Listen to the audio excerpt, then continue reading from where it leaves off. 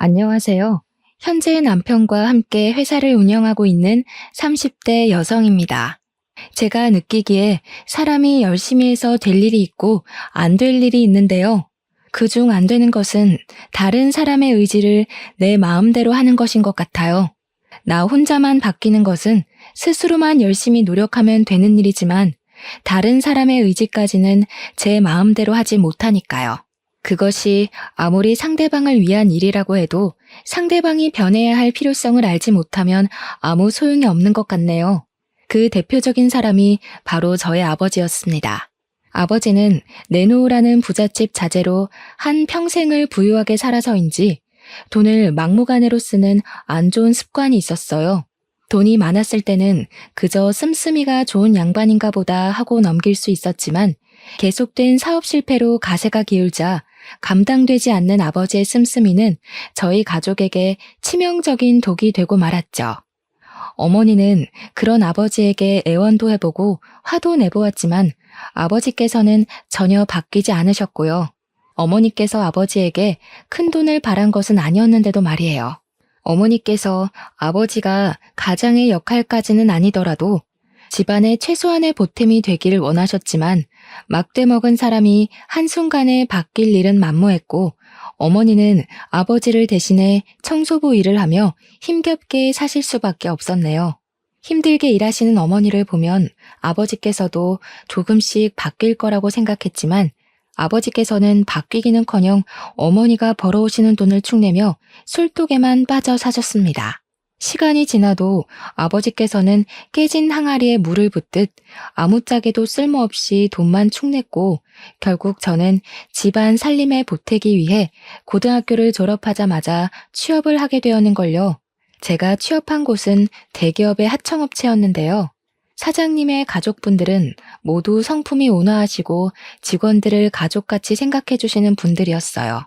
어려서부터 무능력하고 돈만 축내는 아버지만 보다 인자하고 언제나 가족을 생각하는 사장님을 보니 기분이 참 씁쓸했죠. 사장님 같은 분을 아버지로 둔 그 집 아들이 참 부러웠고요. 사장님께서는 모든 직원들을 다 잘 챙겨주려 노력하셨지만 그 중에서도 저의 사연을 안타까워하시며 조금이라도 더 챙겨주려고 노력을 하셨어요. 사정을 딱하게 생각하여 많은 배려를 해주신 사장님과 사모님 덕분에 어려운 형편에 꿈꾸지 못할 대학교를 가게 되었거든요. 비록 야간 대학교에 가 퇴근을 하면 쉴 틈도 없이 바로 공부를 해야 했지만 배울 수 있는 기회가 있다는 것이 감사했기에 열심히 하려고 아무리 힘들어도 펜을 들고 공부를 했죠. 그런 덕분인지 4년이 지난 후 좋은 성적으로 졸업을 할 수 있었습니다. 그리고 졸업을 한 후 사장님께서는 그동안의 경력을 인정해 대리로 승진을 시켜주셨어요.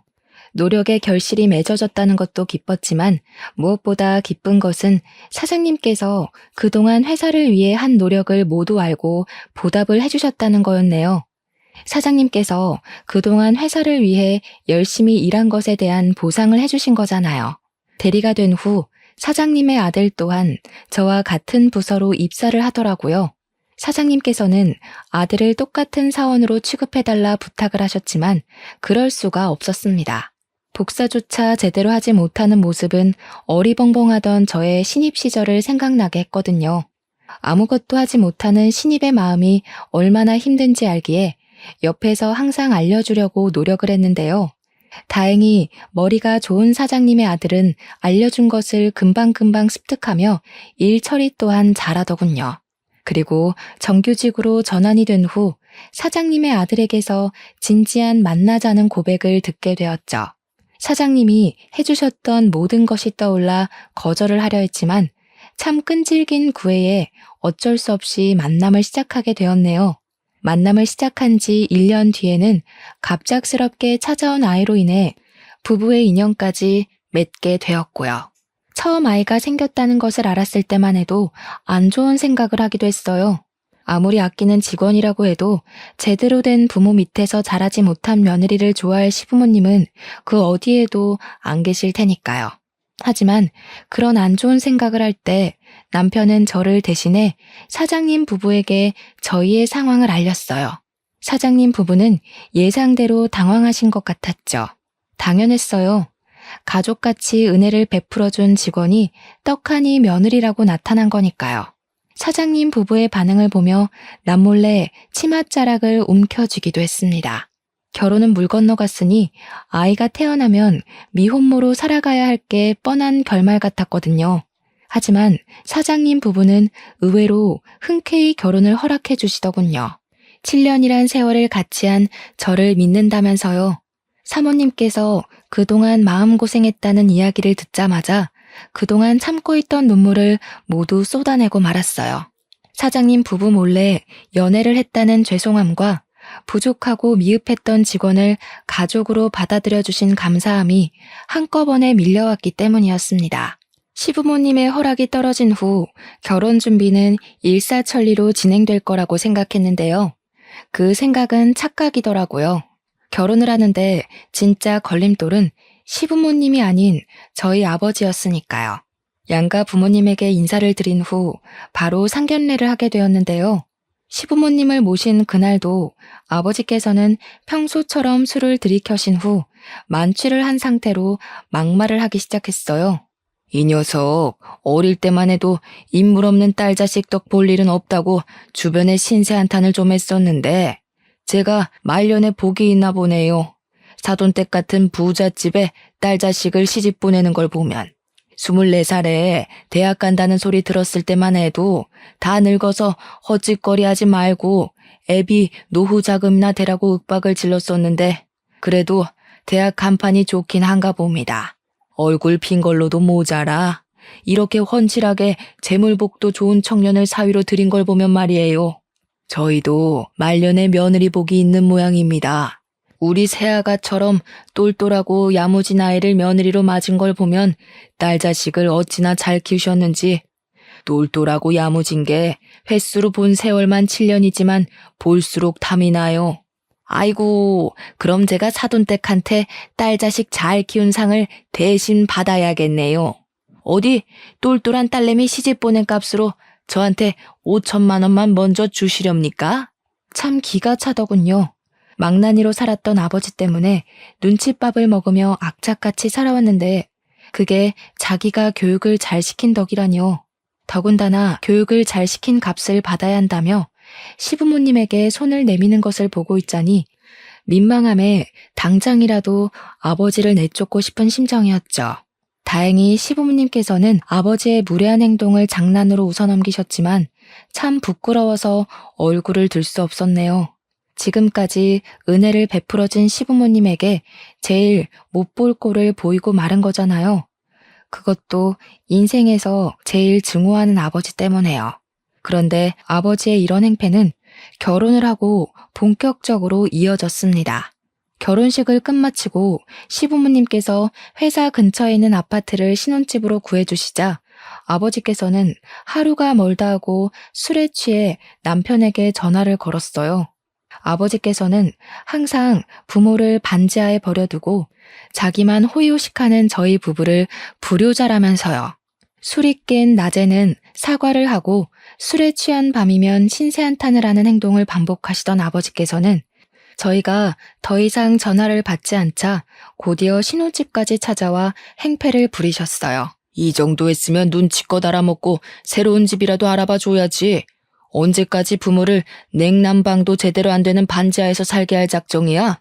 반지하에 사는 게 싫으면 저희한테 와서 이럴 게 아니라 나가서 일이라도 하세요, 제발. 수십 년을 저랑 엄마 등골 빼먹은 걸로는 부족해서 이제 사위 등골까지 빼먹으려고 하세요.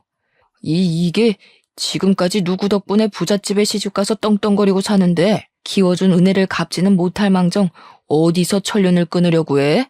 짐승도 키워준 은혜는 안다던데 어디 사람식이나 된 것이 짐승만도 못하게 낳아주고 길러준 지혜비를 버리려고 들어? 하루가 멀다 하고 술독에 빠져 살았으면서 무슨 은혜요? 아버지만 술독에 빠져 살며 엄마 벌어온 돈에만 손대지 않았어도 지금쯤 아파트에서는 못 살아도 깨끗한 빌라 얻어서 사람답게 살았을 거예요. 50이 훌쩍 넘긴 나이에도 자신의 힘으로 돈 벌 생각을 하지 않고 타인의 덕만 보려고 달라붙는 아버지를 보니 남편에게 미안해 몸둘 바를 몰랐습니다. 남편은 그동안 최소한의 인격도 갖추지 않은 아버지에게 어른 대접을 해주기 위해 부단히 노력했거든요. 남편이 중간에서 얼마나 애를 썼는지 알기에 더욱더 아버지의 막대먹은 행동을 용서할 수가 없었습니다. 그래서 만취한 아버지가 또다시 신혼집에 들이닥쳤을 때 가차없이 경찰에 신고를 한 것이고요. 경찰서에 연행된 후 저는 어머니와 상담을 해 알코올 중독 환자를 전문적으로 치료하는 병원에 아버지를 맡기자고 의견을 내었죠. 이미 아버지에게 수십 년 동안 혀를 내둘릴 정도로 당한 어머니께서는 흔쾌히 허락을 하셨고요. 아버지가 알코올 전문 병원에 입원을 한 후 처음에는 너무 심한 짓을 했나 라는 후회가 들기도 했지만 일상에서 아버지가 사라지고 나니 이렇게 평온할 수가 없더라고요. 썩은 이를 뽑아낸 것처럼 말이에요. 그건 어머니도 마찬가지인 것 같았어요. 어머니께서는 그동안 아버지를 사랑한다는 이유로 자신의 자유까지 포기하며 긴 세월 동안 아버지의 뒷수습을 도맡아 하셨거든요. 몇십 년 만에 처음으로 친구들과 여행을 가신 어머니께서는 여행에서 돌아오신 후 왜 지금까지 바보처럼 참고 살았는지 모르겠다며 지난날의 후회를 털어놓기도 했죠. 그렇게 홀가분한 일상에 익숙해질 무렵 병원에서는 입원 치료가 끝난 아버지를 다시 데리고 가라는 말을 하더군요. 퇴원이란 말을 들었을 때 제일 먼저 떠오른 사람은 다름 아닌 어머니였습니다. 아무리 비싼 돈을 들여 치료를 했다고 해도 무언가를 참고자 하는 의지라고는 눈꼽만큼도 없는 아버지께서 개과천선하여 어머니를 괴롭히지 않을 거란 보장은 없었으니까요. 고민 끝에 염려스러운 점을 말하자 어머니께서도 예전처럼은 절대 못 산다는 말씀을 하셨어요. 한참 말씀이 없던 어머니께서는 고심 끝에 먼저 아버지와 이혼한다는 말을 꺼내시더군요. 더 이상 무능력하고 이기적인 아버지와는 못 살겠다면서요. 다른 집 딸이었다면 늙은 아버지가 불쌍하다며 이혼을 말릴 수도 있겠지만 저는 이미 아버지가 어떤 사람인지 뼈저리게 깨달았기에 변호사를 고용해 어머니가 아버지와 이혼하실 수 있게 도와드렸네요. 이혼 이야기가 나올 때만 해도 아버지께서는 다 늙은 여팻네가 심술이라며 고개를 빳빳이 드셨는데요.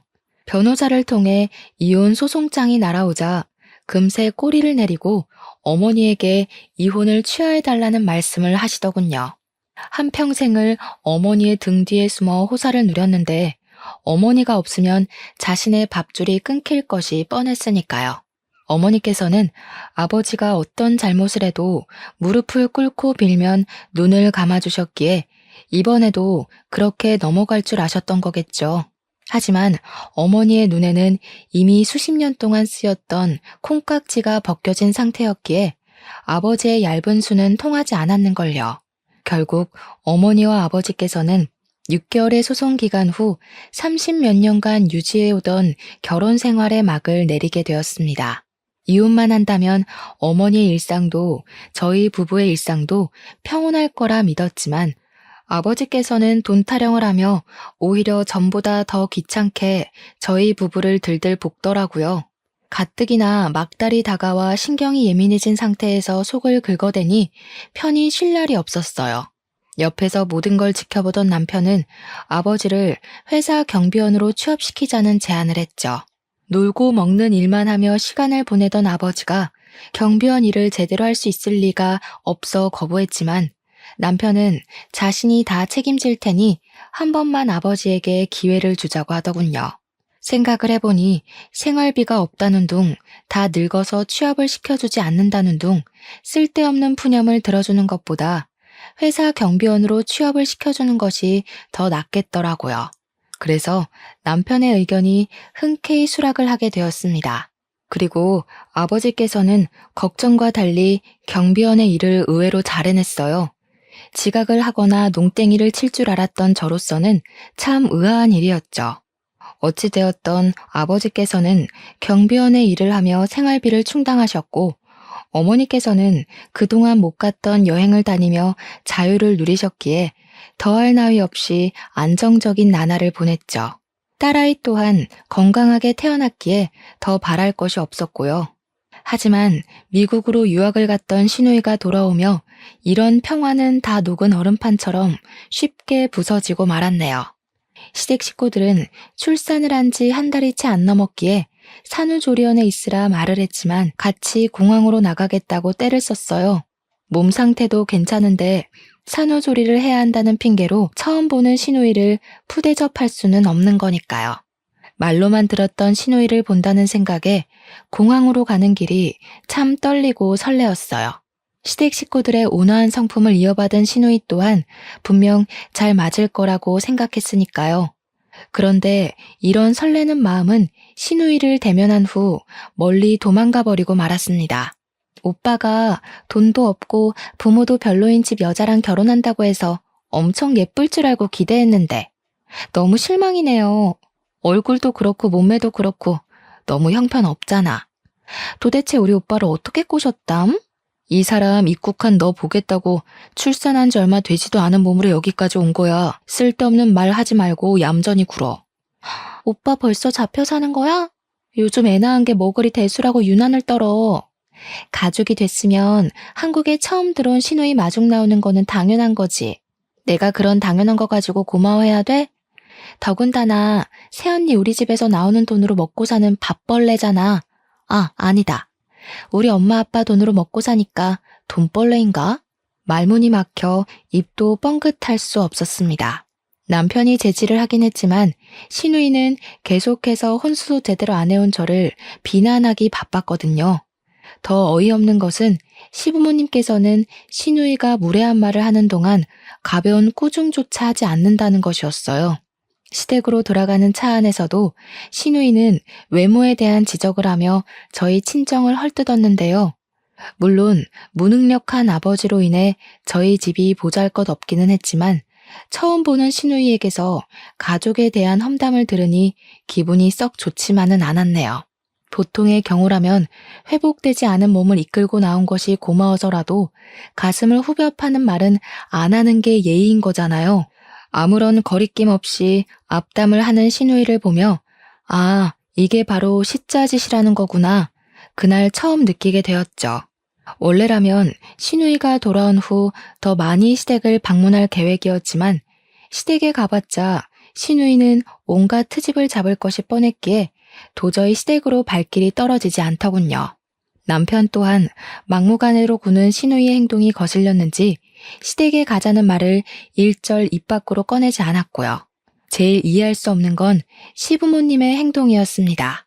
아무리 집안의 유일한 여자 형제이고 막내라고 해도 시부모님께서는 시누이를 자식이 아닌 신처럼 떠받들기 일쑤였는걸요.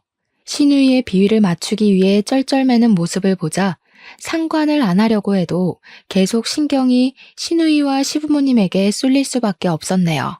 참다 못해 남편에게 시부모님이 왜 그렇게 시누이에게 쩔쩔매는지 묻게 되었죠. 되도록 집안에 흠잡힐 일이라 말 안 하려고 했는데 당신도 알 건 알아야 되니까 말해줄게. 한숨을 깊게 내쉰 남편은 집안 식구들만 알고 있던 이야기라며 저에게 숨겨졌던 이야기를 들려주기 시작했어요. 사실 시누이의 친부모님은 원래 과자 공장을 운영하던 시아버지의 친구분이라고 하더군요. 시부모님은 과자 공장에서 일을 하던 직원이었고요. 그러던 중 사장이셨던 시아버지의 친구분과 그 부인도 암에 걸려 병상에 눕게 되었는데요. 친구 부부는 과자 공장을 넘겨주는 조건으로 시누이를 딸처럼 키워달라는 부탁을 했다고 해요. 일종의 유언이었던 셈이죠. 아줌마랑 아저씨가 주변에 의지할 만한 일가 친척이 안 계셔서 아버지한테 그런 부탁을 한 것 같아. 아줌마랑 아저씨가 돌아가신 후로는 참 많은 일이 있었어. 서영이를 부모님 호적에 올리고 과자 공장도 인수했으니까. 당신 입장에서는 버릇없이 구는 시누이라 눈에 가시 같다고 생각할 수도 있지만 조금만 이해해줘. 어머니 아버지 입장에서 서영이는 복덩이나 마찬가지거든. 물론 어머니 아버지가 노력해서 지금의 위치까지 오긴 했지만 솔직히 서영이가 없었으면 어머니 아버지가 평생 사장 소리 들을 리가 없을지도 모르는 일이니까. 아무리 그래도 정도가 너무 심하니까 그렇지. 나야 객식구니까 그럴 수 있다고 쳐도 당신한테도 하는 걸 봐봐. 용돈이야 줄 수 있지만 툭하면 당신 지갑 터는 건 일상이고 저번에는 서랍 위에 있던 목걸이까지 가져갔다며? 귀여운 투정도 정도가 있어야지. 아가씨가 하는 건 투정이 아니라 도둑질이야. 나이가 벌써 20대 중반인데 자기 심사 꼬인다고 남의 물건에 손대는 버릇은 고쳐야 할 거 아니야. 그래도 아직 애잖아. 내가 더 잘할게. 당신이 조금만 이해해줘. 착잡했습니다. 배경이 어찌되었던 전에 얼마나 큰 은혜를 입었건 잘못된 행동을 고치는 건 당연한 일이잖아요. 저도 시부모님에게 큰 은혜를 받은 입장에서 웬만하면 참고 넘어갔겠지만 남의 물건에 손을 대고 대수롭지 않게 생각하는 시누이의 행동은 도저히 용납할 수가 없었어요. 더불어 제대로 된 훈육조차 하지 않은 시댁 식구들의 모습을 보면 가슴 깊은 곳에서 부하가 치밀어 올랐죠. 계속해서 막무가내로 행동하는 시누이와 그 옆에서 쩔쩔매는 시부모님을 보고 있으면 큰 소리가 튀어나올 것 같았기에 의식적으로 시댁 일에 관해서는 관심을 끄게 되었어요. 참 서럽기도 했습니다. 시부모님과 가깝게 지낼 수 있는 일을 시누이 한 사람 때문에 시부모님과 거리를 두며 살아야 했으니까요. 속상하긴 했지만 어찌되었던 며느리인 저는 객식구에 불과했기에 할 수 있는 일이라고는 그저 입을 꾹 다물고 있을 수밖에 없었는걸요. 그럼에도 시누이를 원망할 수 없었던 것은 시부모님께서 항상 미안해하시며 어떻게든 챙겨주려는 모습을 보였기 때문이었어요. 저희 집에 직접 찾아와 딸아이를 안아주시며 용돈을 챙겨주시는 시부모님을 보며 시누이에 대한 미움을 꾹 참고 있었는데요. 한국에 들어온 지 3달이 넘어가자 시누이는 뜬금없이 회사 일이 하고 싶다며 폭탄 선언을 하더군요. 그것도 제가 팀장으로 있는 회계부서의 말이에요. 시부모님께서는 꼼꼼하지 못한 성격을 가진 시누이가 실수할 것을 염려해 반대했지만 시누이는 방문을 걸어 잠그며 시위를 했습니다. 그로 인해 시부모님께서는 어쩔 수 없이 시누이를 회계팀에 보내게 되었고요. 예상했다시피 시누이가 입사를 한 날부터 저희 부서에는 바람 잘 날이 없었어요. 인수인계도 제대로 듣지 않은 시누이가 견적서를 잘못 보내는 바람에 잘못된 수량으로 공장을 돌리는 것은 물론 정산조차 틀려 공장에서 일하시는 분들의 임금이 잘못 입금되는 일도 번번이 일어났죠. 계속해서 사고를 치는 시누이로 인해 저희 부서 사람들은 하루가 멀다 하고 야근을 하며 시누이가 저지른 잘못을 수습하기 바빴습니다. 정작 잘못한 사람은 칼같이 퇴근 시간에 맞춰 회사를 나가는데 말이에요.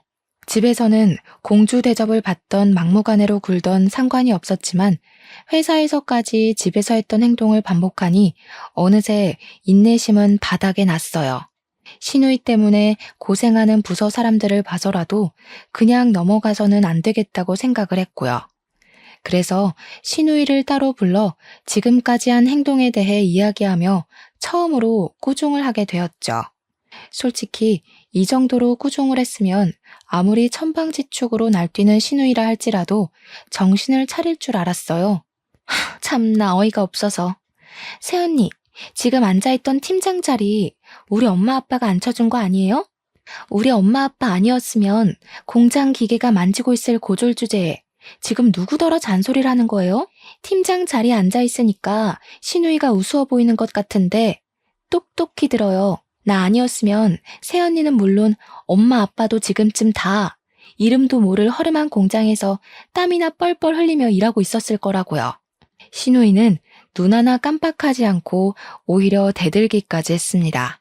시누이는 공장이 이만큼 큰 것도 제가 팀장 자리에 오른 것도 모두 자신의 친부모님 덕분이라고 생각하는 것 같았어요. 정작 자신은 아무것도 한 것이 없는데 말이에요. 자신이 이룬 것은 하나도 없으면서 당당한 태도로 나오는 시누이를 보니 차분하던 마음은 온데간데 없이 화가 치밀어 올랐죠. 그래서 하지 않아도 될 말까지 한 것이고요. 아가씨야말로 착각하는 것 같은데 시부모님이 이만큼 공장 키운 건 잠도 안 주무시고 열심히 일했기 때문이에요. 내가 팀장 자리에 앉은 것도 마찬가지고요. 내 팀장 자리도 공장이 이만큼 큰 것도 어디 하나 아가씨가 한 공은 없으니 쓸데없는 소리 말고 일이나 똑바로 하세요. 집에서는 시부모님 덕분에 공주 대접받았을지 몰라도 회사에서만큼은 어줍잖은 아가씨 공주놀이에 동참해줄 생각 없으니까요. 기가 막혀. 엄마 아빠 아니었으면 아무것도 아닌 고졸이었을 주제에 지금 나한테 뭐라고 하는 거예요? 네. 안타깝게도 일이야 어찌되었던 지금은 어줍잖은 고졸이 아니라 아가씨 직장 상사라서요. 집도 못 가고 계속 회사에서 컴퓨터 부여잡고 살고 싶으면 어디 한번 마음대로 해봐요. 되받아치는 말을 할 때마다 신우이는 약이 오르는지 얼굴이 시뻘개진 정도로 성질을 냈어요. 그 모습을 보자니 꼭 자기 영역을 뺏긴 동네 강아지 같아서 화를 내던 것도 있고 웃음이 나오려고 했죠. 퇴근을 한 후 신우이는 그대로 시부모님에게 달려가 모든 것을 일러바치며 당장 저를 회사에서 내쫓으라고 떼를 썼다고 해요. 신우이는 자신이 들어놓으면 당장이라도 눈에 가시었던 저를 내쫓을 수 있다고 생각한 모양이었어요. 그래서 시부모님이 처음으로 따끔하게 신우이를 혼내자 엄청난 충격을 받은 것이었죠.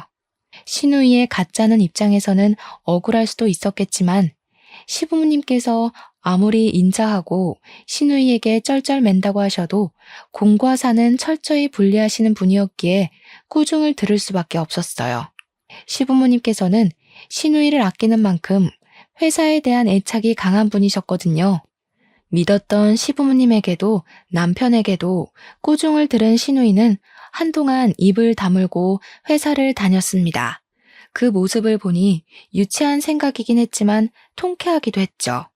지금까지 신우이 때문에 고생하던 것을 모두 보상받는 기분이었으니까요. 그런데 신우이의 일이 마무리가 되자 기다렸다는 듯 아버지에게서 사고가 터지고 말았습니다. 마치 불행이 차례를 기다리고 있던 것처럼 말이에요. 병원에서 치료를 받은 후 호전된 줄 알았던 아버지의 알코올 의존증이 다시 시작된 것이었어요. 그로 인해 아버지는 근무 중 술을 마셨고 하필 술에 취해 있던 그날 본사 직원의 방문으로 덜미가 잡히고 만 것이었죠. 근무 중 술을 마신 걸로도 큰일이었지만 아버지는 그에 그치지 않고 본사 직원의 멱살을 잡으며 몸싸움까지 했다고 해요. 몸싸움으로 인해 아버지는 본사에서 해고 통보를 받게 되었습니다. 아버지께서는 술이 깬 후 뒤늦게 찾아와 복귀를 시켜달라고 애원했지만 이미 엎질러진 물이었기에 어쩔 수가 없었어요. 다른 것은 몰라도 근무 태만과 관련된 일이다 보니 본사에서는 절대 아버지를 복귀시켜줄 생각을 안 했는걸요. 아버지의 일이 있은 후 시부모님을 뵙기 너무 죄송스러웠어요. 그동안 시부모님이 차곡차곡 쌓아온 신뢰를 아버지가 한 번에 무너뜨린 거잖아요. 아버지의 일로 심란해할 때 신우이가 찾아와 아버지를 복귀시켰다는 말을 하더군요. 어떻게 된 일인지 남편에게 묻자 신우이는 아버지를 정직원이 아닌 아르바이트 형태로 고용하자는 제안을 했고 남편은 그 제안을 수락한 것이었어요. 내막을 알고 나니 아버지를 복귀시켜준 신우이에게 고맙다기보다는 어이가 없었네요. 신우이가 아무런 이유 없이 마음을 곱게 쓸 위인은 아니니까요. 아버지가 다시 경비원으로 복귀된 후 역시 신우이는 모든 것이 자신의 덕이라며 생색을 내더라고요. 생색을 내는 것에 멈췄다면 조금이나마 신우이에게 고마운 마음을 가졌을 수 있었겠지만 신우이는 거기서 멈추지 않고 저희 식구 모두 빈대처럼 공장에 들러붙는 꼴을 보자니 구역질이 난다며 막말을 했어요. 다른 것은 다 참아도 그동안 제가 회사를 위해 했던 모든 노력을 없애버리고 빈대 취급하는 것은 도저히 참을 수가 없었기에 시댁 식구들이 있는데도 불구하고 큰 소리를 내게 되었죠. 빈대는 아가씨처럼 아무것도 안 하고 시부모님 등에 달라붙어 있는 사람을 말하는 거죠. 솔직히 부모 잘 만난 거 빼고 아가씨 혼자 한 게 뭐가 있는데요? 지금 나보고 빈대라고 한 거예요? 기가 막혀서 진짜.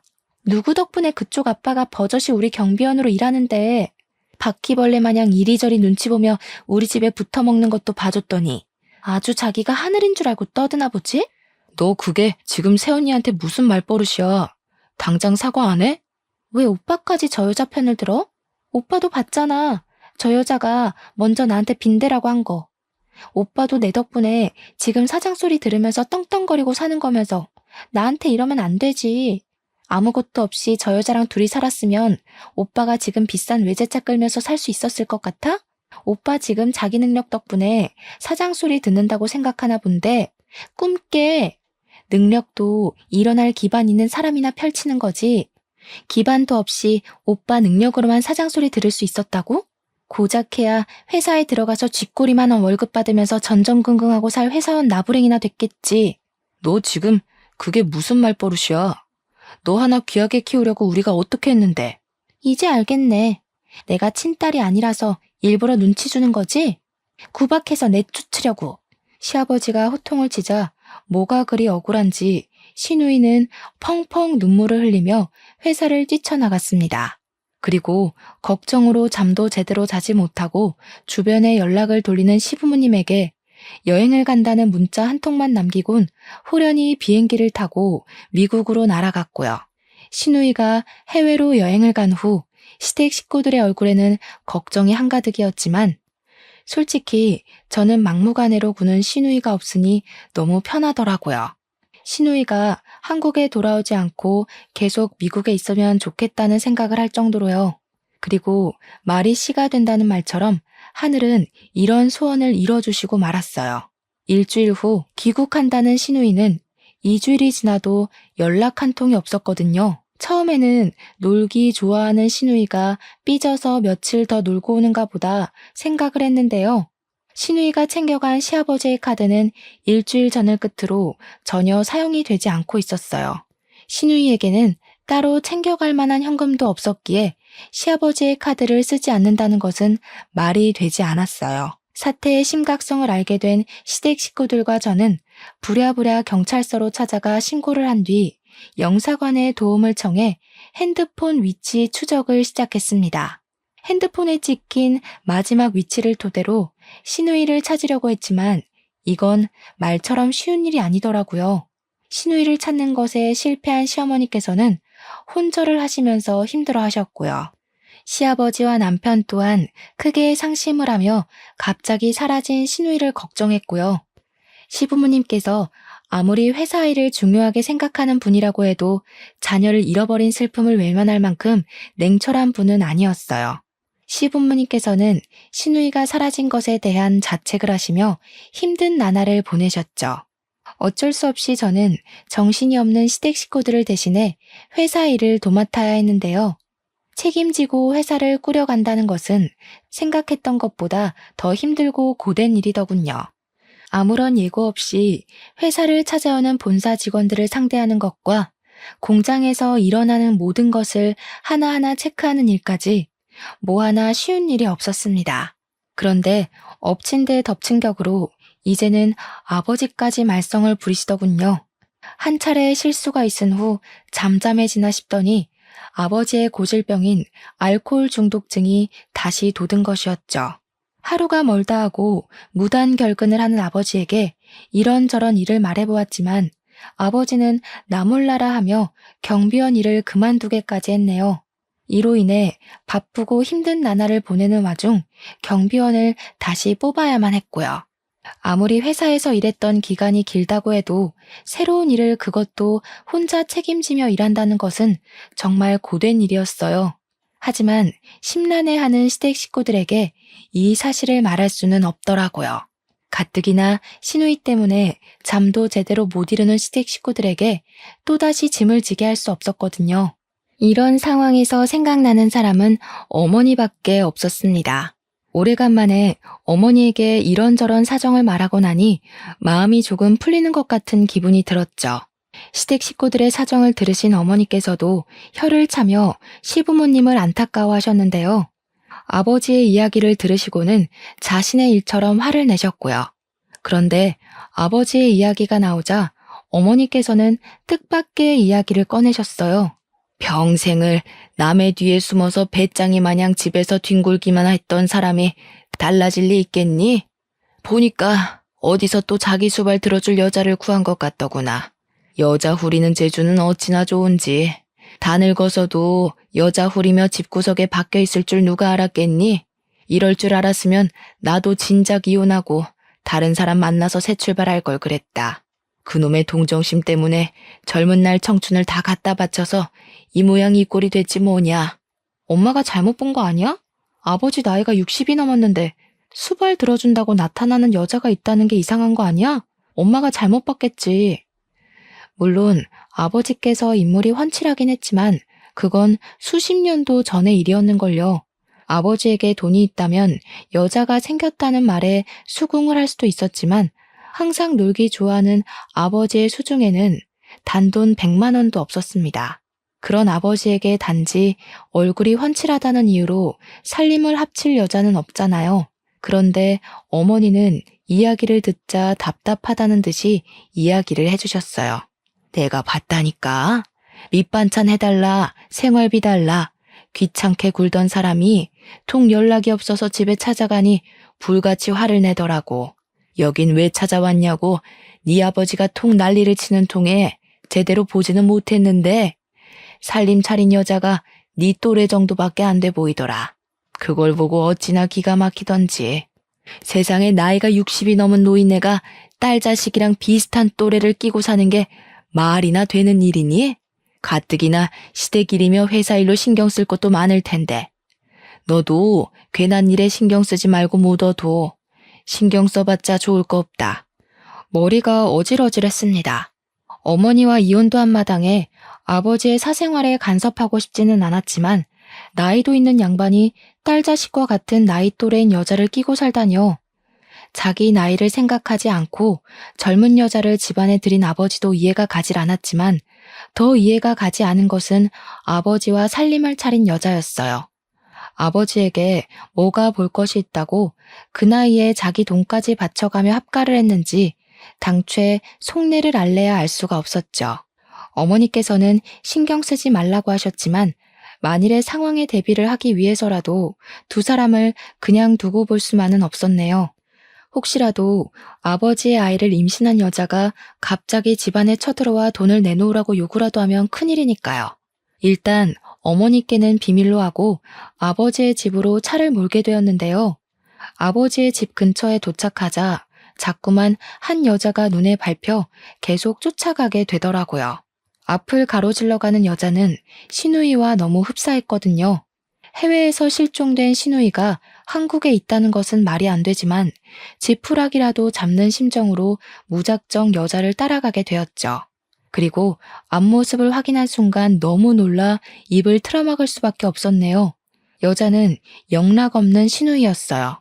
다급한 마음에 당장 남편과 시누이에게 전화를 걸었지만 그날따라 시댁 식구들은 영 전화를 받지 않더군요. 그로 인해 저의 속만 타들어갔고요. 하는 수 없이 남편에게 시누이와 비슷한 사람을 봤다는 문자 한 통만 남기고 주차된 차에서 내려 시누이를 따라갔어요. 연락이 오지도 않는 휴대폰을 들고 우왕좌왕 하는 것보다 눈앞에 있는 시누이를 따라가는 것이 더 나은 일이니까요. 미행하는 것이 너무 티나지 않게 일정한 간격을 유지하며 시누이를 뒤를 밟았습니다. 그런데 참 의아한 점이 하나 있었어요. 시누이가 자꾸만 아버지의 집 쪽으로 발걸음을 한다는 것이었죠. 설마 하면서 뒤를 밟는데 시누이는 역시나 아버지의 집 앞에 멈춰서더군요.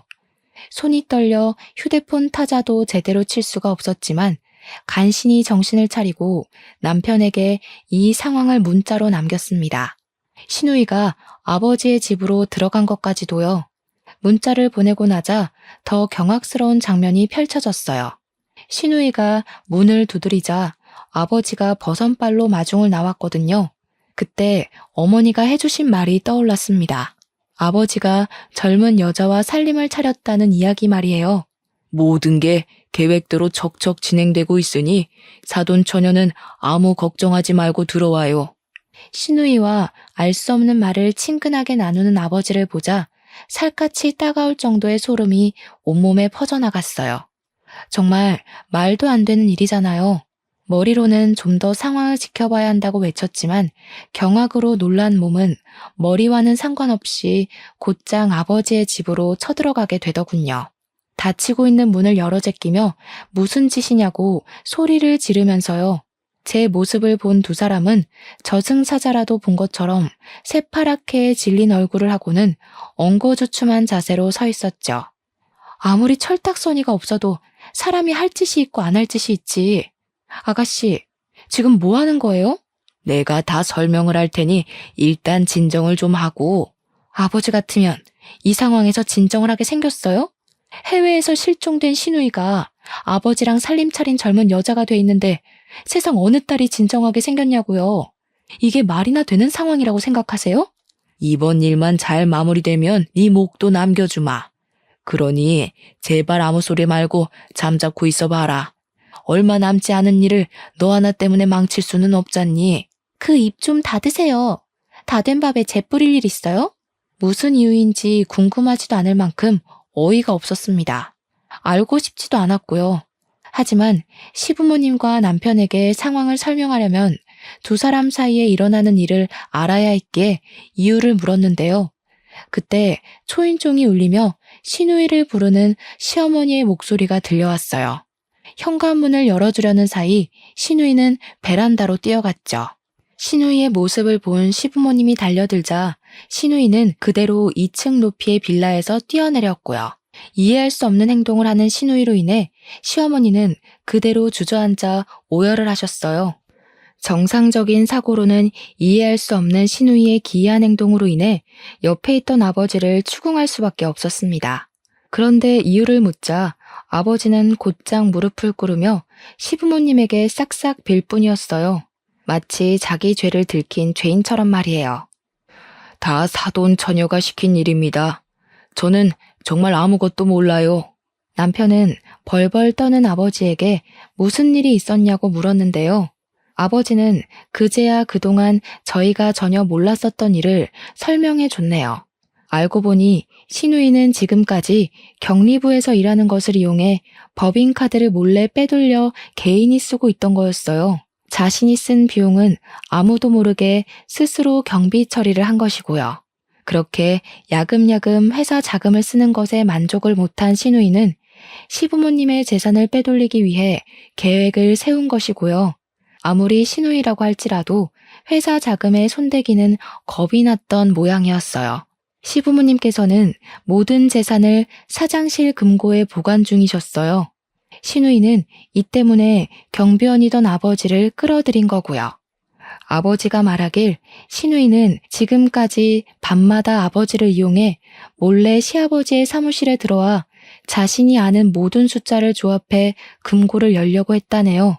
이야기를 듣고 보니 왜 그동안 한국에 살고 있는 시누이의 흔적을 찾을 수 없었는지 의문이 들었어요. 아버지에게 물어보자 시누이는 한국에서 지내는 동안 자신의 명의로 된 카드와 현금만 사용했다고 우물쭈물하며 답을 하셨죠. 그제야 그동안 시누이가 왜 실종 신고가 된 척 연기까지 하며 아버지의 옆에 있었는지 알겠더라고요. 이렇게 되면 시부모님의 재산을 가로채는 것을 실패해도 모든 것을 아버지가 덮었으면 되는 거니까요. 실종 신고 처리가 된 자신은 아무 일도 없다는 듯이 심란해하시는 시부모님 앞에 다시 나타나 감격에 제외를 한 후 다시 사랑스러운 막내딸 행세를 하면 되는 거고요. 시누이의 파렴치한 속내를 알게 된 시어머니께서는 목 놓아 오열을 하셨습니다. 그건 애써 눈물을 참고 있던 시아버지도 마찬가지였죠. 그럴 수밖에 없었어요. 아무리 피 한 방울 안 섞인 남이라고 해도 그동안 금지옥엽 친자식보다도 더 귀하게 키웠는데 배은망덕하게 시부모님들이 피땀 흘려가며 벌어놓은 재산을 차지하려 했으니까요.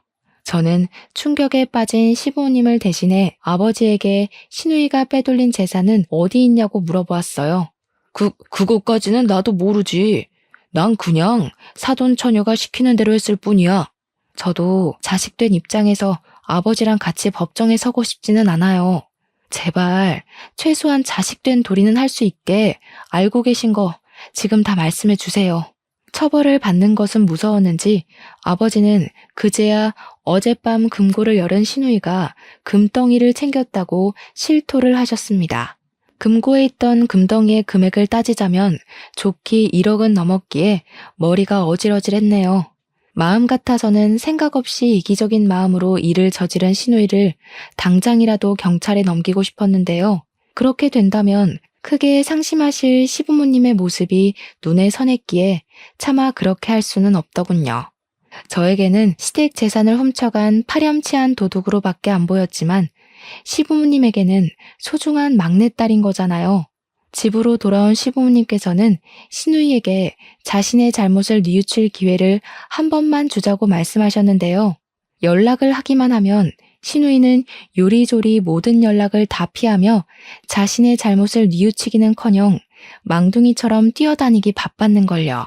시부모님은 이런 시누이 때문에 자리에 누워 시름시름 앓으셨고요. 그러던 중 시누이에게 큰일이 터지고 말았습니다. 불씨 검문을 온 감사로 인해 시누이가 그동안 회사 돈을 횡령한 것이 밝혀진 것이었죠. 본사 측은 시누이가 회사 돈을 횡령한 사실을 알자마자 돈을 돌려받기 위해 민사소송을 걸었죠. 시누이는 그제야 집에 들어왔고요. 그런데 집에 온 시누이는 잘못한 기색은 전혀 없이 오히려 뻔뻔하게 시부모님에게 어이없는 요구를 했네요. 회사에서 지금까지 내가 썼던 돈 다 채워넣으래. 1억만 엄마 아빠가 내줘. 이놈의 계집애가 제정신이야? 꾸중 한 번 없이 키워줬더니 아주 이젠 지 부모가 네 비위 맞춰주는 사람인 줄 알아? 그동안 너 하나 때문에 온 집안 사람들이 얼마나 애간장 태우면서 뛰어다녔는데 고작 한다는 말이 자기가 써제낀 돈 채워넣으라 이 말이야? 지 부모 가슴에 피멍이 들도록 사고를 쳐놓고 아직도 정신을 못 차렸어. 너한테 부모가 뭐 필요하냐? 그냥 돈만 있으면 집 나온 걔한테도 부모라고 넙죽넙죽 돈 받아먹으면서 엄마 아빠 소리 할걸. 누가 키워달랬어? 자기들도 나 때문에 이만큼 돈 벌고 사는 거면서. 나한테 이 정도 투자하는 건 당연한 거 아니야? 엄마 아빠 진짜 웃겨. 입으로만 내 사랑 우리 딸 하지. 어차피 엄마 아빠 죽으면 재산은 다 오빠한테 줄 거잖아. 그래서 빈털터리로 쫓겨나기 전에 내 목 내가 챙긴다고 한 일인데 그게 그렇게 잘못된 거야?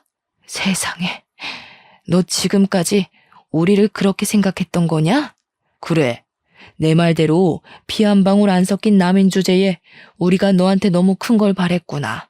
잘해줘봤자 남인걸. 지금까지 키워준 정을 생각해서 지금까지 네가 사고친 뒷수습은 우리가 하도록 하마. 대신 앞으로 부모 자식 간의 사이는 끝난 거니 앞으로 무슨 일이 있어도 찾아오지 말고 너 혼자 해결하거라. 웃겨 진짜. 누가 고마워할 줄 알고 그깟 푼돈 좀 쓴 거 가지고 생색내기는. 기분이 상한 듯 입술을 삐죽이던 시누이를 시아버지께서는 억지로 집 밖으로 내쫓으시더라고요. 아무리 인자한 시아버지라고 할지라도 자기 등에 칼을 꽂은 남의 자식을 끌어안고 가는 것은 불가능한 일이었죠. 그 후 시부모님께서는 부모로서 마지막으로 해주는 일이라며 사비로 시누이가 횡령한 돈을 채워 넣으신 후 그동안 미뤄왔던 이사를 가셨네요.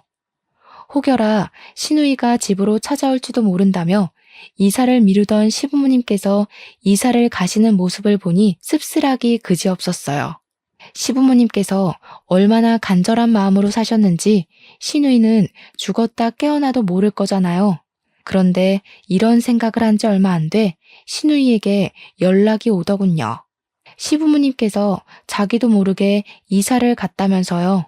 항상 자신의 응석을 들어주셨던 시부모님이 이렇게 강하게 나올 줄은 몰랐던 모양이었죠. 남편까지도 등을 돌렸으니까요. 이야기를 들어보니 시누이는 이미 금덩이를 판 돈을 흥청망청 써제끼다가 돈이 떨어지고 그제야 집을 찾아온 거였습니다. 우리 엄마가, 아빠가 나한테 이럴 리가 없잖아요. 지금 화나서 잠깐 나 버릇 고치려고 그러는 것 같은데 새언니가 한 번만 우리 엄마 아빠한테 전화 좀 해줘요. 밀린 카드값만 해도 1,000만 원이 넘는데 엄마 아빠 없으면 나 정말 길거리에 나앉게 생겼다고요. 2년 전연하며 삿대질하기 바쁘더니 여간 급한 게 아닌가 봐요? 새언니라고 말하는 거 보면. 지금 새언니랑 장난할 시간 없어요. 빨리 우리 엄마 아빠한테 전화 좀 해달라고요.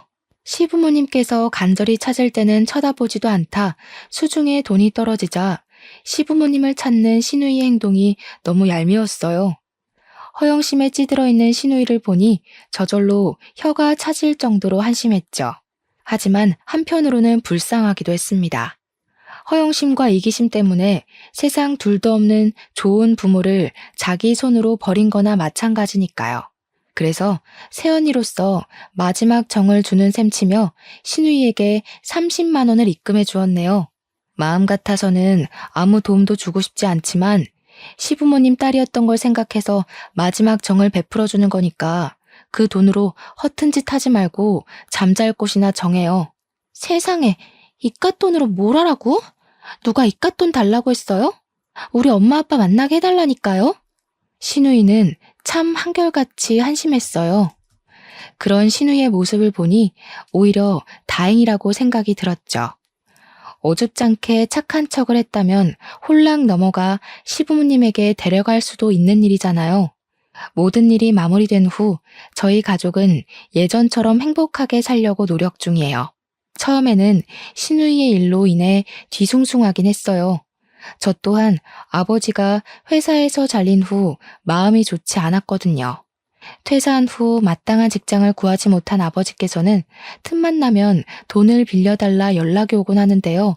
마음이 뒤숭숭한 것과 별개로 아버지가 자처한 일이기에 아버지에게는 경제적인 지원은 일절하지 않은 상태예요. 그 책임을 제가 대신 져줄 필요는 없는 일이니까요.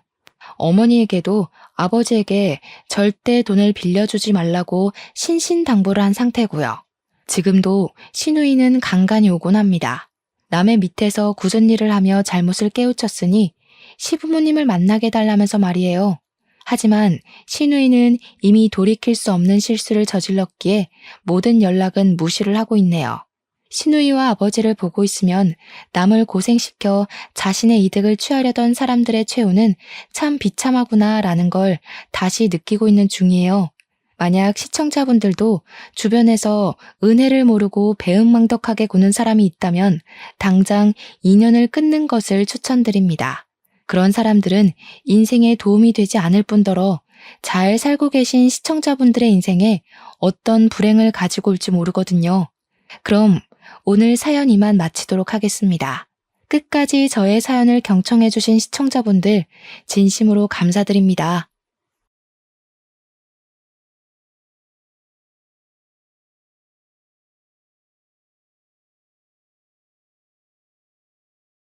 지난 겨울은 유난히도 매섭고 추웠던 것 같습니다. 도대체 언제쯤 이 강추위가 끝나나 했는데 오늘 출근하면서 보니 개나리가 슬슬 꽃망울을 피울락 말락 하더라고요. 세상을 얼려버릴 듯한 무시무시한 한파라도 시간이 흐르면 위풍당당한 기세가 꺾여버리는 것을 매년 봄마다 보고 느끼게 되는 것 같습니다. 이러한 자연의 이치를 보면 세상에 영원한 것은 없는 것 같아요. 사물도 사람도 영원할 것 같은 사람의 마음까지도요. 안녕하세요. 저는 스튜어디스로 일하고 있는 30대 여성입니다. 같이 근무하는 친구의 소개로 이곳을 알게 되었는데 매일 듣기만 하다가 조심스럽게 저의 사연을 처음으로 보내보아요. 비록 글솜씨가 많이 부족하더라도 넓은 마음으로 이해 부탁드립니다. 먼저 저의 이야기를 하려면 23년 전 5월 31일로 돌아가야 할 것 같아요. 5월 31일은 바로 제 생일입니다. 다른 사람들은 생일이라면 좋은 기억들이 가득하겠지만 저의 생일은 그렇지 않아요. 23년 전 저의 8번째 생일을 축하하기 위해 부모님과 우리 세 식구는 근처 고깃집에서 외식했습니다. 그날 고깃집에서 고기도 먹고 제가 좋아하는 초코 케이크에 촛불을 붙이고 생일 축하 노래도 불렀어요. 옆 테이블에 계시던 다른 손님들도 저의 생일을 축하해 주셨고 저는 아주 많이 행복해하며 배불리 식사를 마치고 고깃집에서 나왔는데 그 뒤로는 저의 기억이 없습니다. 나중에 들은 이야기로는 제 생일날 기분 좋게 외식을 하고 가족끼리 손을 잡고 횡단보도를 건너다가 음주운전 사고를 당해서 부모님 두 분 다 돌아가시고 저만 살아남았다고 해요. 당시 저는 고작 8살이었고 너무 충격적이어서 그런지 그날 고깃집에서 부모님과 함께 나온 기억은 있는데 사고 당시의 기억은 하나도 남아있지 않습니다. 기억이 나지 않는 사고 이후 저는 이모부, 이모와 함께 살게 되었어요. 변호사인 이모부와 유명한 영어학원 강사인 이모는 결혼한 지 꽤 되었으나 아이가 없었습니다. 길을 가다가 모르는 아이를 보아도 눈을 떼지 못할 정도로 두 분 다 아이를 정말 좋아했지만 끝내 아이는 생기지 않았어요. 아이가 없던 두 분은 저를 딸로 생각하기로 다짐하시고 하루아침에 부모님을 잃고 혼자가 된 저를 친딸처럼 대해주셨답니다. 저는 이러한 두 분의 적극적인 지원과 보살핌 속에 무사히 중학교를 졸업했고 고등학교 때도 꽤 좋은 성적을 얻을 수 있었어요. 수능 성적도 나쁘지 않아서 수도권의 꽤 유명한 4년제 대학교 영문학과와 지방의 4년제 대학교 영문학과 두 곳에 합격하였습니다. 수도권 영문학과는 꽤 좋은 학교이지만 학비가 비싸기로 유명한 곳이었고 지방의 대학교는 4년 전액 장학금을 받고 입학할 수 있었어요. 저는 수도권 영문학과에 가고 싶었지만 염치가 있는데 어떻게 비싼 대학교 학비까지 이모부와 이모한테 손을 벌리겠습니까? 그런다고 제가 아르바이트를 해서 벌기에는 학비가 너무 부담스러웠어요. 그래서 저는 수도권 대학은 포기하고 장학금을 받을 수 있는 지방의 대학교로 가기로 했습니다. 그랬더니 두 분은 당연히 수도권으로 갈 수 있으면 수도권으로 가야 하는 것 아니냐며 혹시 학비 때문에 그러는 것이라면 걱정하지 말고 수도권 대학교에 다니라고 하셨어요. 저는 너무 죄송해서 그럼 학자금 대출이라도 받겠다고 했더니 이모부는 말도 안 되는 소리 하지 말라며 혹시 나중에 힘들면 이야기할 테니 그때 대출을 받던가 하고 지금은 아무 생각하지 말고 공부에만 집중하라고 하셨습니다. 그리고 이모는 대학생이면 예쁜 옷도 입고 다녀야 한다며 저에게 옷과 가방, 구두까지 다 사주셨어요. 결국 두 분의 강권으로 학비가 비싼 대학교에 입학하게 되었고 이후 생활비를 벌기 위해 과외 같은 아르바이트라도 하려고 했습니다.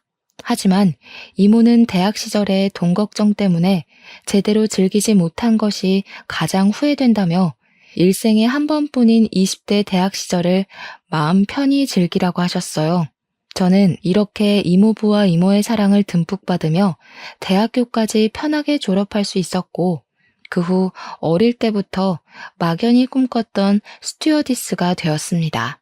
스튜어디스로 일하면서 처음으로 월급을 받은 날 저는 이모부와 이모께 제 월급의 절반을 드렸어요. 두 분은 힘들게 일해서 번 돈을 어떻게 받냐며 못 받는다고 하시며 끝까지 받지 않겠다고 하셨지만 저는 기어이 이모의 계좌로 이체를 했습니다. 이모가 저에게 왜 힘들게 일한 돈을 보내냐고 하시길래 어린 나이에 부모님을 잃고 보육원에 보내지게 될 뻔한 저를 구해주시지 않았냐고 하며 당연히 받으셔야 한다고 했어요. 제 말에 이모는 눈물을 글썽이며 어쩔 수 없이 돈을 받으셨습니다. 그리고 이제 저도 돈을 버니 매달 생활비도 보내드린다고 했습니다. 이모는 무슨 생활비를 주냐며 또 거절하셨어요. 저 역시 지지 않고 부모님과 함께 사는 직장인들도 부모님께 생활비를 드린다고 하며 매달 꼭 보낼 테니 반드시 받으시라고 했습니다. 그 후로 저는 이모부, 이모와 함께 살며 스튜어디스 생활을 시작했어요. 제가 장거리 비행 근무가 잡히면 이모는 항상 제 짐을 직접 챙겨주시며 알뜰살뜰히 저를 친엄마처럼 돌봐주셨고 좋아하는 일을 오래 하려면 건강해야 한다며 한약을 지어주시기도 했습니다. 솔직히 한약은 너무 써서 먹기 힘들었지만 그래도 그때 먹은 한약 때문인지 아직도 체력 하나는 끝내준답니다. 이렇게 저는 학교 졸업하고 나서도 엄마 같은 이모와 함께 살며 아주 편하게 직장 생활을 할 수 있었어요. 시간이 흘러 평생 20대일 것 같던 제가 어느덧 30살이 되었습니다. 이모부와 이모는 이제 30대니 얼른 좋은 남자 만나서 결혼하라고 하셨어요. 사람은 일도 해야 하지만 결혼해서 자신의 가정을 꾸리는 것도 아주 중요하다면서요. 하지만 당시 저는 일하는 것이 너무 재밌어서 결혼에 대한 생각이 전혀 없었습니다. 그런데 이모부와 이모는 더 늦으면 결혼을 하고 싶어도 못한다며 선자리를 알아본다고 성화하셨어요.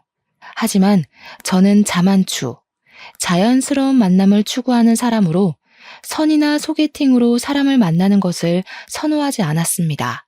그래서 저는 이모에게 저는 제가 알아서 찾아볼 테니 걱정하시지 마시라고 했지만 이모는 매일 저만 보면 남자 사진을 보여주시며 이 사람 만나보라고 난리였어요.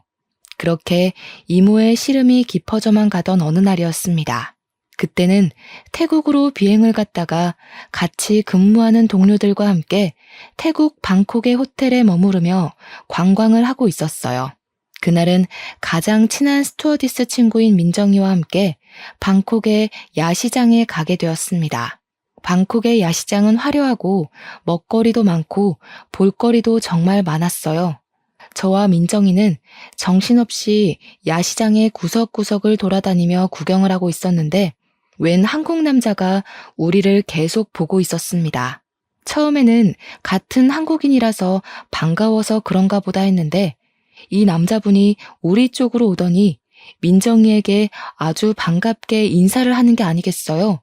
알고 보니 이분은 민정이의 대학교 동창으로 이름은 이정수고 직업은 치과 의사라고 합니다. 그동안은 페이닥터로 근무하다가 관두고 이번에 태국 여행을 마친 후 자신의 병원을 개원한다고 했어요. 민정이가 개원하는 치과 위치를 물으니 알려주었는데 그곳은 이모 집에서 걸어서 5분 정도 거리에 있었습니다. 게다가 정수 씨는 이번에 치과를 개원하며 제가 사는 집 근처에서 자취를 시작했더라고요. 민정이는 태국에서 동네 주민을 만났다며 이참에 둘이서 친해지라고 했고 저와 정수 씨는 민정이의 성화에 연락처를 주고받게 되었습니다. 그렇게 태국에서 처음 만난 우리는 한국에 와서도 종종 연락했어요. 제가 비행이 없는 날이면 치과 근처에서 함께 밥도 먹고 술도 먹으며 시간을 보냈습니다. 그렇게 몇 번 만나다 보니 자연스럽게 정수 씨에 대한 호감이 생겼어요. 사실 저는 의사에 대한 이미지가 그다지 좋지 않습니다. 물론 좋으신 의사 선생님도 있겠지만 제가 그동안 본 의사 선생님 대부분은 궁금한 점이 있어서 이것저것 물어보면 항상 귀찮고 무시하는 투로 대답을 하셨거든요. 그래서 정수 씨도 직업이 치과 의사라길래 크게 다르지 않으리라고 생각했는데 만나면 만날수록 사람이 참 겸손하고 언행이나 행실이 참 바르더라고요. 정수 씨 역시 제가 싫지는 않았는지 우리는 더 자주 만나고 자주 연락하게 되었고 그러다가 자연스럽게 연인이 되었습니다. 그렇게 1년의 시간이 지났어요. 봄, 여름, 가을, 겨울 그리고 다시 봄이 될 동안 만난 정수 씨는 한결같이 친절하고 자상했고 항상 저를 웃게 만들어 주었습니다. 정수 씨는 그동안 일만 하고 사느라 결혼 생각이 하나도 없던 저에게도 결혼하고 싶은 마음이 들게 하는 참 멋진 사람이었어요. 정수 씨도 저의 생각과 크게 다르지는 않았는지 우리는 종종 결혼하자는 이야기를 했고 저는 본격적인 결혼 준비를 하기 전 저의 집안 사정을 다 솔직히 말해야겠다고 생각했습니다. 평소처럼 제가 비행이 없던 날 동네 밥집에서 함께 밥을 먹고 간단히 맥주를 마시기 위해 호프집을 갔어요. 그곳에서 저의 어린 시절 부모님을 잃은 일부터 지금은 이모부, 이모와 함께 사는 것까지 다 이야기를 했습니다. 막상 저의 이야기를 하니 속이 후련하기도 하면서 어떻게 저를 생각할까 긴장도 되고 떨리더라고요. 정수 씨는 저의 이야기를 다 듣고 제 손을 꼭 잡더니 그동안 참 힘들었겠다고 하며 결혼하면 이모부, 이모는 자신의 부모님처럼 잘 모시겠다고 했습니다. 그러면서 정수 씨도 본인의 집안 이야기를 꺼냈어요. 정수 씨는 부모님이 다 계시기는 하지만 아버지가 20년 정도 전 5월에 큰 사고가 있으셔서 5월만 되면 우울증에 심하게 걸리신다고 합니다. 제가 혹시 무슨 사고냐고 물어보니 정수 씨가 하도 어릴 때라 잘 기억은 나지 않고 다만 사고 이후에 한동안 집에 안 계셨다고 해요. 정수 씨가 당시 엄마에게 아버지 어디 가셨냐고 물어도 가르쳐 주지 않으셔서 지금까지도 정수 씨는 당시 아버지가 무슨 사고를 겪었는지 그때 왜 없으셨는지 전혀 모른다고 합니다. 그러다가 정수 씨가 중학교 정도 되었을 때 아버지가 다시 오셨는데 아버지가 많이 야위어지시고 몸이 많이 안 좋아졌다고 해요. 그 뒤로 아버지는 친형, 즉 정수 씨의 큰아버지가 운영하는 회사에서 함께 일하고 있는데 건강상의 문제로 한 달에 절반만 출근하셔서 돈을 많이 벌지는 못한다고 합니다. 이렇게 아버지가 가장의 역할을 하시지 못할 동안 정수 씨의 어머니는 아들을 먹여 살리기 위해 온갖 일을 다 하셨다고 해요. 처음에는 아는 분 밑에서 식당 일을 하셨다가 지금은 고급 식당을 운영하고 계시는데 한 달에 순이익이 500만 원 정도 나온다고 합니다.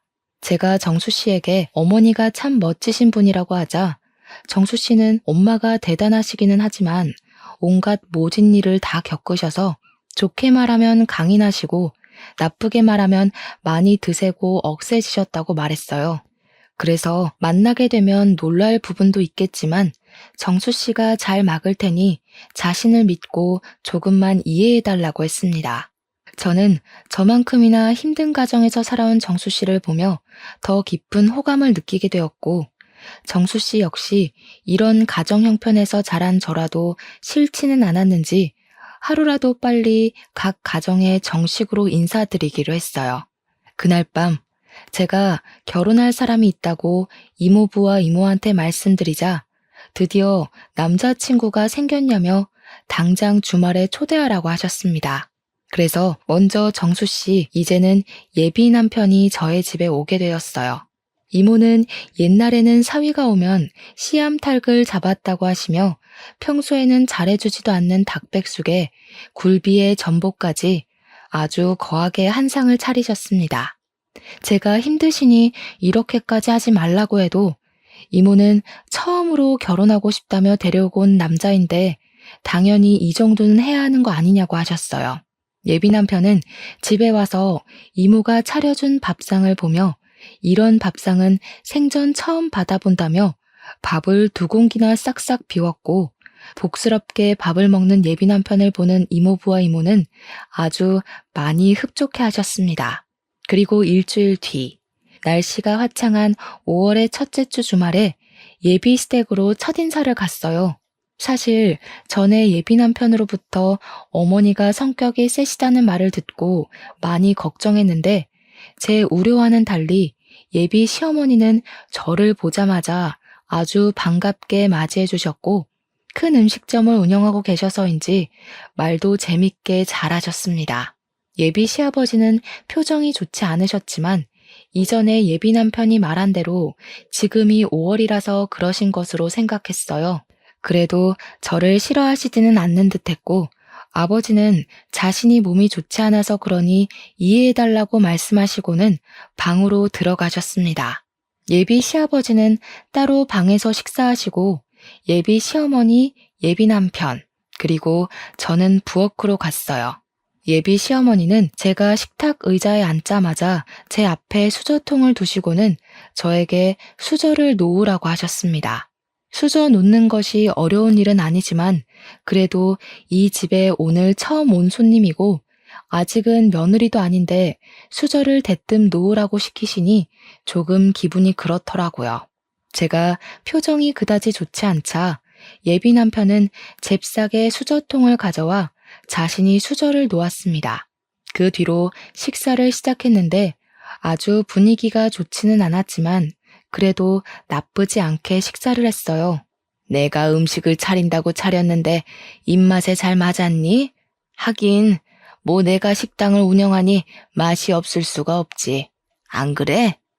네, 역시 식당을 운영하신다더니 정말 음식이 하나같이 다 맛있었어요. 잘 먹었습니다. 원래 시어머니가 며느리한테 밥상 차려주는 법이 없는데 오늘은 첫날이니까 내가 특별히 차려주는 거야. 그리고 시댁에서는 며느리가 당연히 설거지해야 하지만 오늘은 그래도 첫날이니 그냥 설거지 내가 이따가 직접 하마. 엄마는 무슨 요새 같은 시대에 시댁에서 며느리가 당연히 설거지하는 게 말이 돼? 그냥 오늘 설거지 내가 할게. 이놈이 천지가 개벽할 소리하고 자빠졌네. 결혼한 남자가 설거지하는 게 말이 되니? 내가 언제 너한테 설거지 시킨 적 있어? 엄마는 내가 평생 혼자 살길 바래서 그런 소리 하는 거야? 요새 그런 마음 먹으면 아무도 결혼 안 오려고 해. 알겠어? 지민아, 엄마 말 신경 쓰지 마. 나 우리 집에서 네가 설거지 절대 못하게 할 거니까 나만 믿어.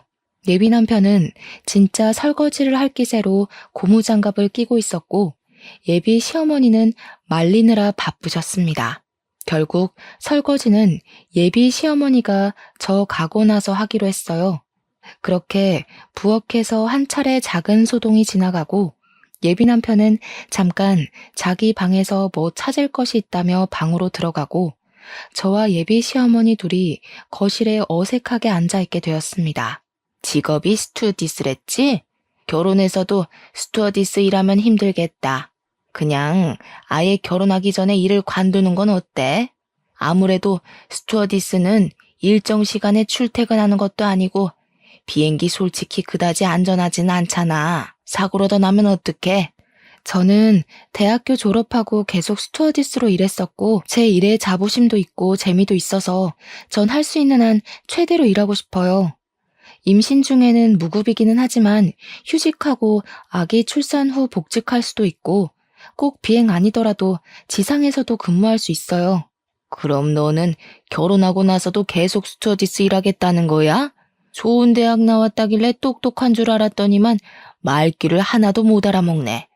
결혼한 유부녀가 비행한답시고 여기저기 쏘다니고 외박하는 게 말이 되니?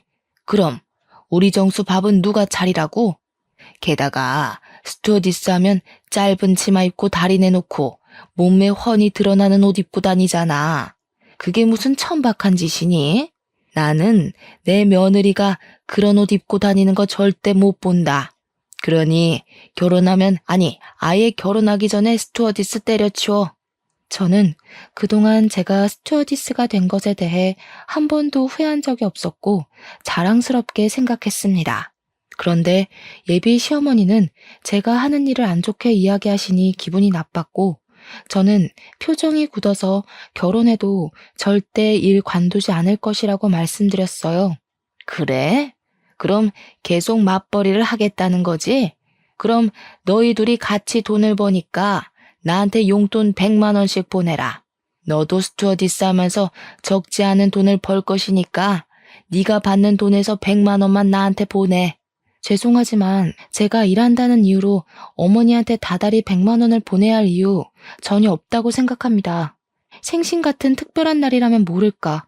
매달 드리는 것은 아닌 것 같아요. 그럼 내가 다 양보할 테니 들어와서 살아. 너는 비행 간다고 짐 많이 비울 것 아니냐? 너 없는 동안 우리 아들이 혼자 밥 차려 먹고 설거지도 하고 할 생각하니까 속상해서 눈물이 날 것 같아. 아주 애 같아서 미치겠다고.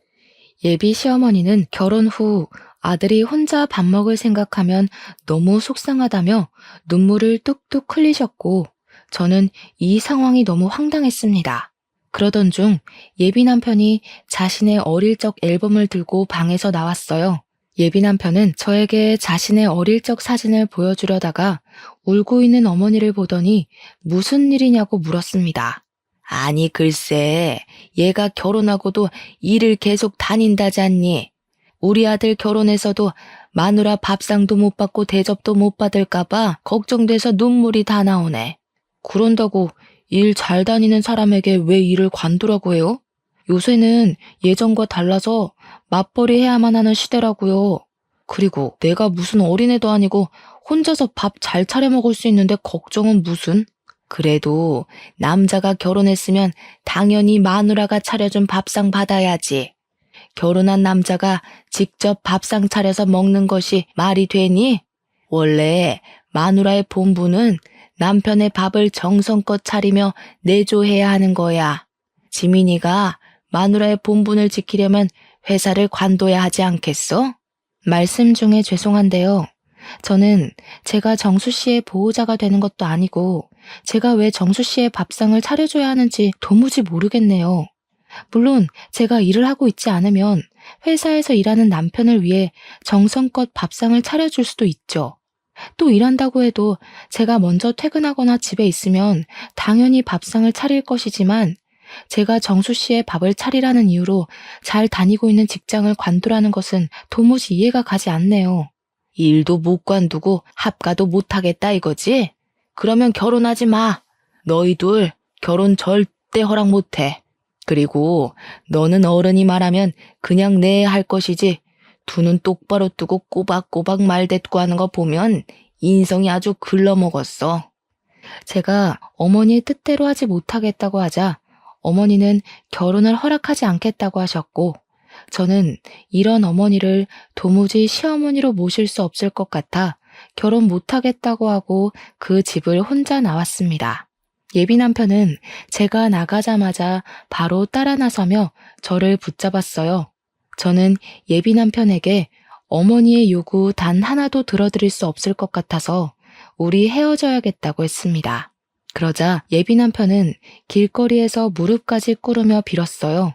물론 예비 남편은 정말 좋은 사람이었으나 사실 결혼이 당사자끼리만 좋다고 무작정 할 수 있는 것은 아니잖아요. 그래서 마음이 아프지만 울먹이며 매달리는 예비 남편을 뒤로하고 집으로 돌아갔습니다. 집에 오니 이모와 이모부가 오늘 어땠는지 물어보시길래 예비 시어머니에 대해 솔직히 말씀드렸어요. 이모는 아무리 예비 남편이 좋은 사람이라도 시어머니 자리가 그 모양이면 결국 이혼할 수밖에 없다며 힘들겠지만 잘했다고 하셨습니다.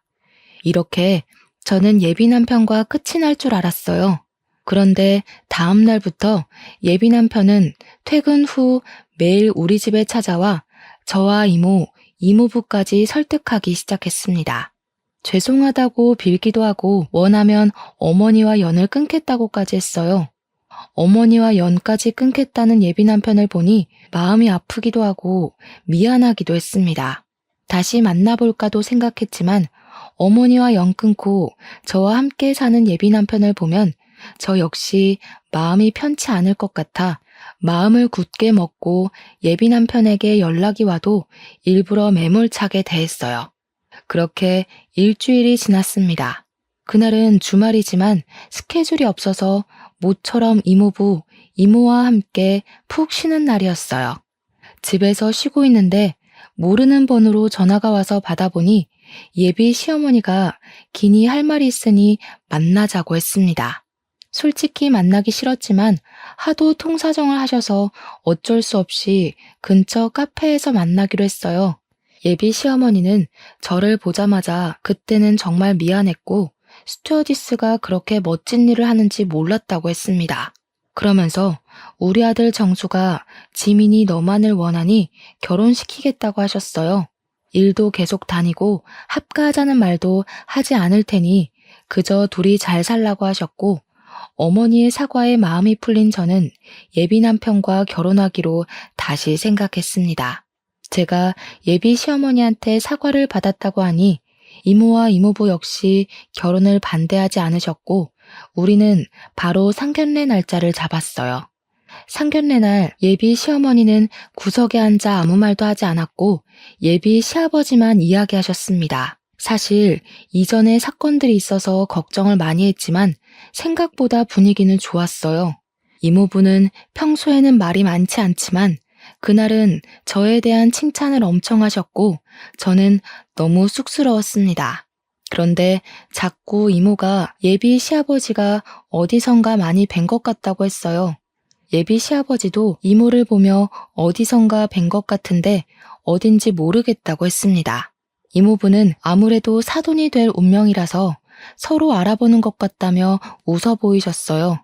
그렇게 좋은 이야기가 오가다가 우리의 신혼집과 예단에 관한 이야기가 나왔습니다. 우리의 신혼집은 예비 시어머니의 명의로 된 오피스텔로 하기로 했어요. 그곳은 예비 남편의 직장과 공항 사이에 있었는데 집이 넓지는 않지만 어차피 둘이 사니 크게 문제는 없을 것 같아 좋다고 했습니다. 우리 며느리 성격이 아주 시원시원해서 좋네. 그럼 저희 쪽에서 집을 마련했으니 예단비를 좀 받았으면 해요. 얼마 전에 내 친구가 아들 결혼시키며 며느리한테 예단비 2억에 골프 회원권에 명품 가방까지 받았다더라고요. 저는 염치가 있어서 다른 것들은 바라지 않고 그저 예단비 2억만 보내주세요. 그래도 제 아들 자식이 치과 의사인데 이 정도는 받아야 하지 않겠어요? 예비 시어머니의 말에 예비 시아버지와 예비 남편이 당황한 표정을 지었어요. 예비 시어머니는 우리 가족의 표정은 깡그리 무시한 채 원래는 더 많은 것을 준비해야 하지만 선심 써서 2억만 요구한다는 식으로 말을 했습니다. 2억이요? 2억이 적은 돈도 아닌데 너무 쉽게 예단비로 말씀하시니 조금 당황스럽네요. 2억은 너무 과해요.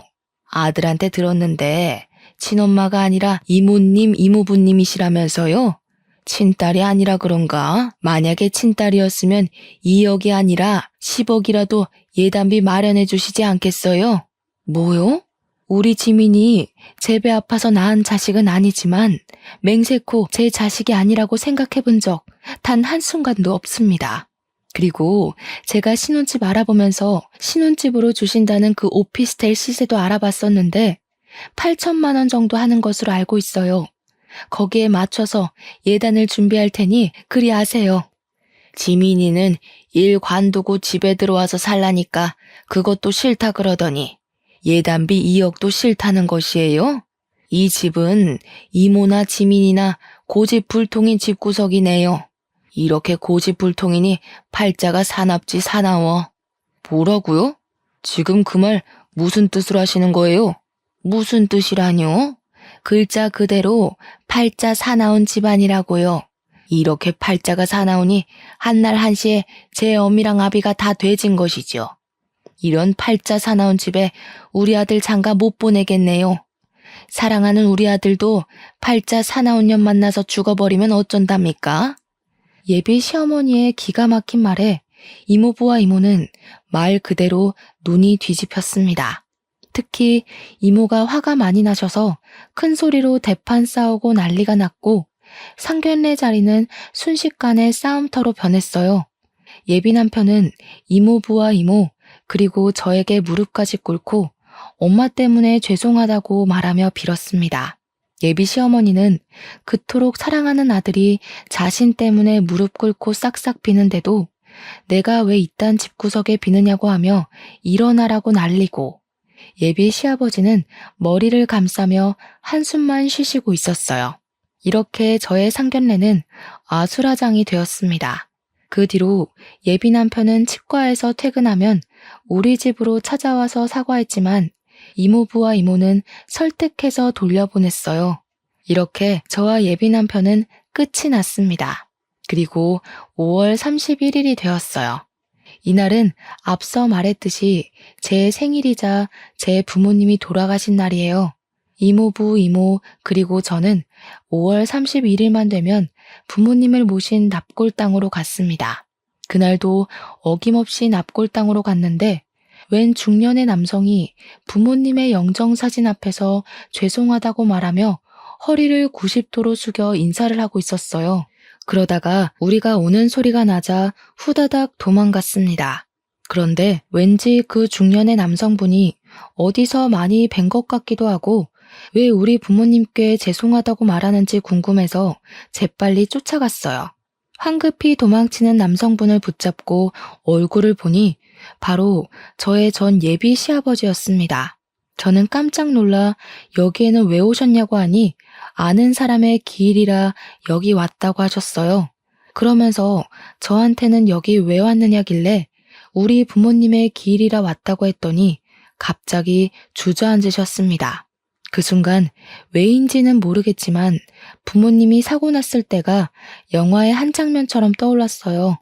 지금부터 23년 전 5월 31일, 저는 어두운 저녁에 부모님과 함께 고기를 먹고 아이스크림 케이크를 사서 집으로 가고 있었어요. 장소는 제가 다니는 초등학교 앞이었고 이미 다들 학교한 시각이라 사람이 거의 없었습니다. 집에서 아이스크림 케이크 먹을 생각에 신나서 집에 가는데 비틀거리며 한 자동차가 달려왔어요.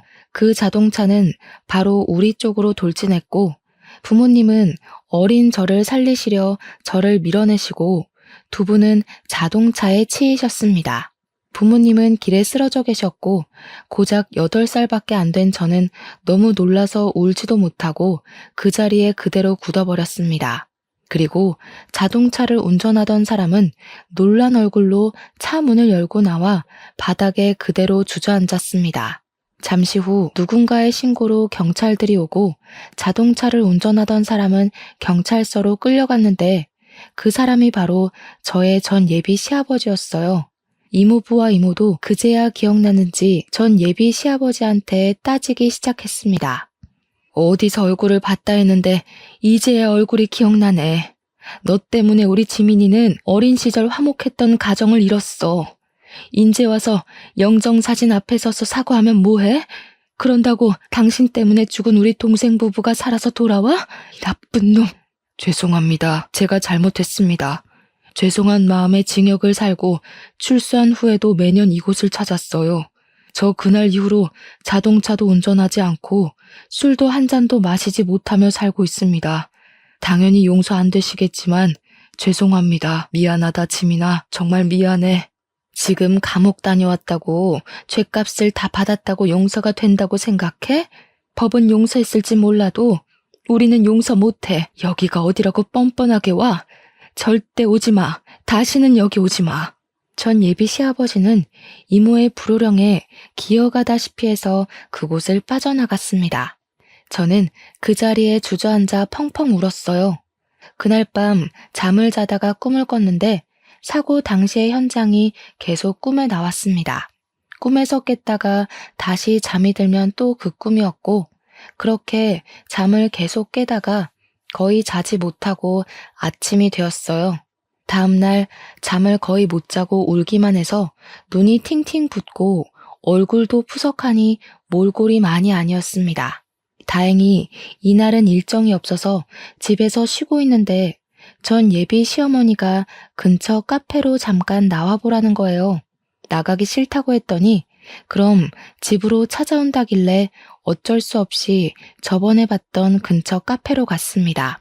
카페로 들어가기 전 저는 이전에 어머니께서 막말하시던 모습들이 생각나 핸드폰에 녹음기를 켰어요. 카페에 들어가니 이미 전 예비 시어머니가 자리를 잡고 앉아 계셨습니다. 이야기는 들었다. 우리 남편의 음주운전으로 너희 부모가 죽은 건 안타깝다만 그래서 내 남편도 감방 가서 죗값 받았잖아. 난 남편 없이 우리 정수 혼자 키웠는데 그 정도면 벌은 다 받은 거 아니야? 내가 특별히 예단비는 안 받을 테니 우리 정수랑 결혼하렴. 정수, 너 없다고 죽으려고 하더라. 나도 솔직히 너 정말 마음에 안 드는데 그놈이 너 아니면 안 된다는데 어떡해? 죽은 사람 소원도 들어준다는데 산 사람 소원 한번 들어줘봐. 너 때문에 우리 아들 죽일 수는 없잖아. 전 예비 시어머니는 아주 당당하고 뻔뻔했고 저는 녹음하기를 참 잘했다고 생각했습니다. 더는 그 자리에 있을 필요가 없을 것 같아 아무 말 없이 자리를 박차고 일어나 카페를 나왔어요. 전 예비 시어머니는 이 와중에도 저에게 부모 없이 자라 버릇이 하나도 없다며 손가락질을 하셨습니다. 저는 너무 화가 나서 카페에서 나와 제가 들은 어머니의 파렴치한 언행들이 녹음된 파일을 전 예비 남편에게 보냈어요. 전 예비 남편은 한참 뒤 미안하다고 연락이 왔는데 뭔가 느낌이 이상해서 바로 전화를 해보니 전화를 받지 않더라고요. 혹시나 하는 마음에 전 예비 남편이 의사로 있는 치과도 가봤지만 치과의 문도 닫혀 있었습니다. 그 뒤로 전 예비 남편은 연락이 되지 않았고 치과 문도 열리지 않았어요. 그리고 며칠 뒤 전 예비 시아버지한테 충격적인 전화가 왔습니다. 전 예비 남편이 스스로 삶을 끊었다고 말이에요. 그래도 한때 진심으로 마음을 다해 사랑했던 사이였기에 마지막 가는 길에 인사를 하는 것이 예의일 것 같아 장례식장으로 갔습니다. 장례식장은 전 예비 시어머니의 절규 소리로 가득했어요. 제가 신발을 벗고 안에 들어서자 전 예비 시어머니는 굶주린 맹수처럼 저에게 달려들었습니다. 네 년이 감히 여길 찾아와? 지 부모도 한날 한시에 죽게 만든 팔자 사나운 년이 우리 정수도 죽여버렸어. 네가 우리 아들 이렇게 만든 거야. 이 팔자 사나운 년아, 우리 아들 죽이고도 모자라서 지옥에 보내려고 그래? 당장 꺼져. 끝까지 반성의 기미는 없고 저에게 팔자 사나운 년이라며 짓거리는 전 예비 시어머니. 아니, 그 늙은 아줌마의 면상을 보니 더는 화를 참을 수가 없었습니다. 그래서 사람들이 있든 말든 늙은 아줌마의 뺨따기를 있는 힘껏 갈겼어요. 딸버린 제가 자식을 잃고 오열하는 사람의 뺨따기를 때리는 것을 보고 사람들이 저를 손가락질하며 웅성대기 시작했습니다. 저는 그들이 그러든 말든 신경 쓸 겨를이 없었어요. 당신 아들이 죽음을 선택한 건 다 당신의 뻔뻔한 태도 때문이야. 자기가 아들을 죽여놓고 어디서 내 탓을 돌려? 이봐 아줌마, 제발 정신 좀 차려.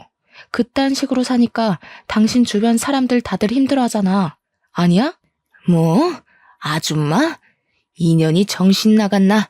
진짜 안 꺼져? 안 꺼지냐고? 원하면 꺼져줄게. 근데 그 전에 내가 이 자리에서 사람들에게 반드시 들려주고 싶은 것이 하나 있어. 아줌마도 두 귀로 똑똑히 잘 들어.